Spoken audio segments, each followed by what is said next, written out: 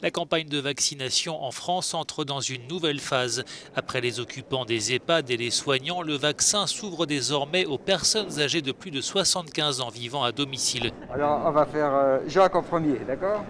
Officiellement, la vaccination débute lundi prochain, mais la ville de Nancy, dans le nord-est du pays, a pris les devants ce mercredi. Ce Français n'a pas hésité à se faire vacciner. Être contaminé, pour nous, ça signifie être mort. Et une mort qui n'est pas très encourageante parce qu'il paraît-il qu'on souffre. Dans ce centre de vaccination de Nancy, ils étaient nombreux à avoir pris rendez-vous pour recevoir leur première dose du vaccin contre le Covid-19. Les personnes elles-mêmes étaient demandeuses puisque nos carnets de commandes, entre guillemets, se sont remplis très vite hier avec déjà plusieurs jours, plusieurs semaines de rendez-vous pleins sur des centres comme celui-là. Après avoir été critiqué sur sa stratégie vaccinale jugée trop lente, le gouvernement français a décidé d'accélérer la cadence. Depuis le lancement de la campagne il y a 2 semaines, près de 200 000 personnes ont reçu une dose du vaccin.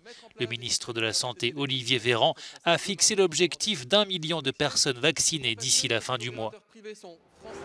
Paris veut agir vite, alors que le variant britannique plus contagieux a déjà été repéré dans plusieurs villes et fait craindre une forte hausse des contaminations comme au Royaume-Uni.